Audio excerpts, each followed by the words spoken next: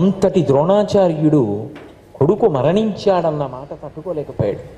ఈ లోకంలో ఏ తండ్రి అయినా ఏం కోరుకుంటాడంటే తన అంత్యేష్టి సంస్కారం తన కొడుకు చేతి మీద జరగాలి, తన కొడుకు చెయ్యాలి అని కోరుకుంటాడు. ఎందుకో తెలుసా? ఆ కొడుకు 3 మహోపకారములు చేస్తాడు తండ్రికి. తండ్రి మంచం మీద ఉంటే ఏ మంచి పని చెయ్యడానికి పనికిరాడు. మంచం మీద ఉండి ఇక శరీరం కదలలేకపోతుంటే తండ్రి పేరు చెప్పి సంధ్యావందనం దగ్గర నుంచి ఏ పనైనా చెయ్యడానికి అధికారం ఉన్నది కొడుకుకొక్కడికే. 2, తండ్రి గారు శరీరాన్ని విడిచిపెడితే తండ్రి గారి శరీరాన్ని కట్టెల దగ్గరికి తీసుకెళ్ళి ఒక మాట చెప్తాడు కొడుకు, నా తండ్రి బ్రతికున్నంత కాలం ఓ అగ్నిహోత్రుడా నిన్ను ఆరాధించాడు, ఇప్పుడు ఆయన శరీరం పడిపోయింది, ఇక ఆయన నిన్ను ఆరాధించలేడు, నా తండ్రి శరీరాన్నే హవిస్సుగా ఇందులో వేసేస్తున్నాను, కాల్చి కాల్చక బాధ పెట్టక భగ్గున కాల్చి ఈశ్వరుడికి హవిస్సుగా తీసుకెళ్ళిపో, ఈశ్వరుడు ఎందు ఐక్యం చెయ్యమని అడుగుతాడు. అలా అడగగలిగినటువంటి అధికారం కొడుకుదొక్కడిది.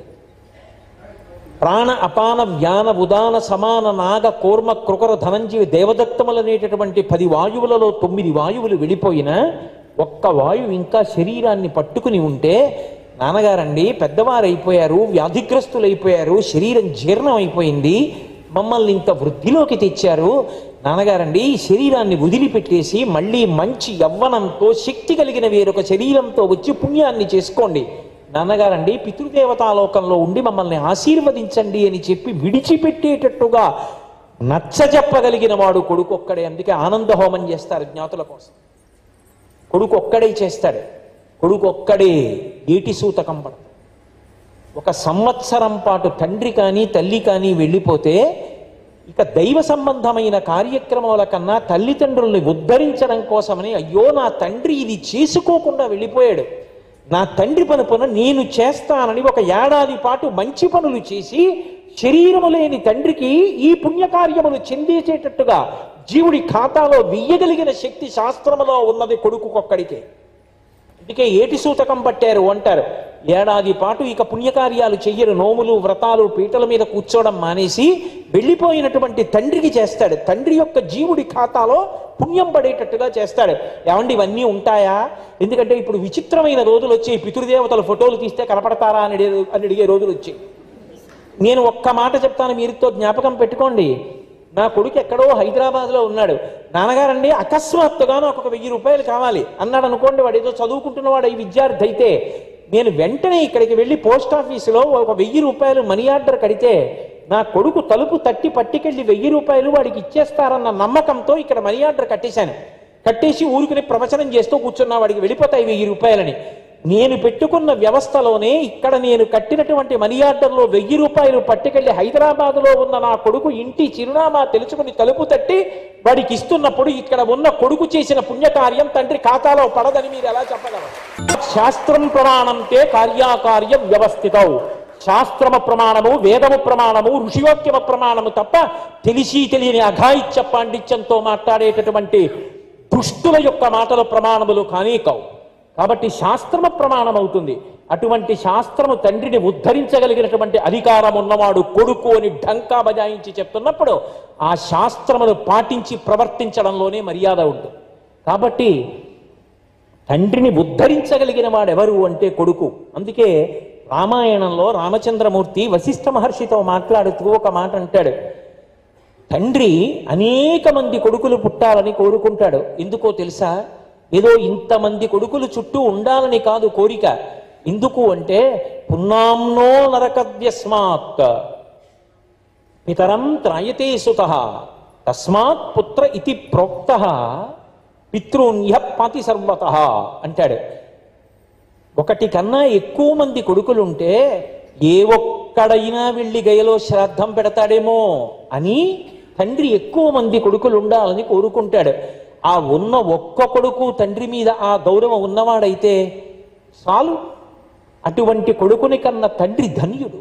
ఆ భక్తి ఆ శాస్త్రమునందు గౌరవము ఉన్నటువంటి కొడుకుని కన్నా తల్లిదండ్రులు ఎవరుంటారో వాళ్ళు ధన్యజీవులు, ఈశ్వరానుగ్రహం పొందినవారు.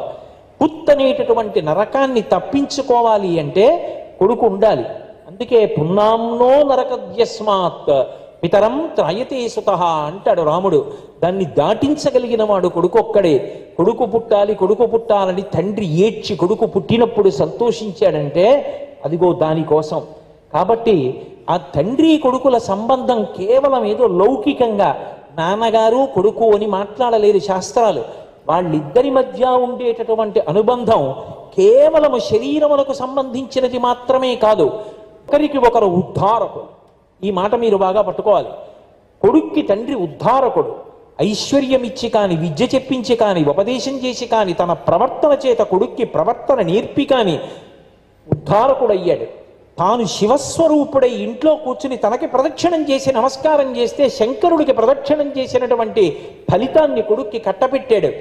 అలాగే ఆ తండ్రిని ఉద్ధరించేటటువంటి అధికారం కొడుకు పొంది ఉన్నాడు. కుటుంబ వైభవంలో, భారతదేశంలో సనాతన ధర్మంలో తండ్రి కొడుకుల మధ్య ఉండేటటువంటి అనుబంధమునకు పరాకాష్ఠ.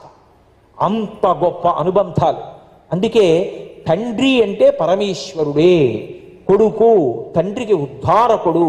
తండ్రి చేసుకోలేనివి కూడా, చేసుకోలేకపోయినవి కూడా చేసి పెట్టగలిగిన వాడు ఎవరు అంటే కొడుకొక్కడే. శరీరం ఒక్కసారి వెళ్ళిపోతే భగవన్నామము చెప్పలేదు. 84 లక్షల జీవరాశులలో భగవంతుడు మాట మాట్లాడగలిగినటువంటి అధికారం ఒక్క మనుష్యునికే ఇచ్చాడు. శ్రీరామ శ్రీరామ శ్రీరామ అని 3 మాటలు కూడా అనక్కర్లేదు. రామ అన్నాడు అనుకోండి, తాను తరించాడు. కానీ భగవంతుడు అంత గొప్ప స్వరపేటిక ఇచ్చినా ఎప్పుడూ భగవన్నామం చెప్పకుండా వెళ్ళిపోయిన తరువాత అయ్యో ఇంత మంచి శరీరాన్ని పరమేశ్వరుడిస్తే భగవన్నామం చెప్పలేకపోయానని ఏడుస్తున్న తండ్రి యొక్క జీవుడికి ఏడాది పాటు తాను భగవన్నామం చెప్పిది మా నాన్నగారికి చెందాలని సంకల్పం చెయ్యగలిగిన అధికారం ఉన్నవాడు తనూజుడై హృదయక్షేత్రము నుండి కదిలినటువంటి తేజస్సు వలన పుట్టినటువంటి కుమారుడు ఒక్కడే. అందుకే ఆత్మావై పుత్రనామాసి అంది శాస్త్రం. ఎవరు కొడుకు అంటే ఆత్మావై పుత్రనామాసి, తండ్రి యొక్క ఆత్మయే కొడుకుగా ఈ లోకమునందు తిరుగాడుచున్నది అని. తల్లి విషయంలో అయితే అసలు శాస్త్రం అన్న మాట వింటే మనం తెల్లబోతాం. అసలు తల్లి కన్నా భిన్నంగా కొడుకు లేడు.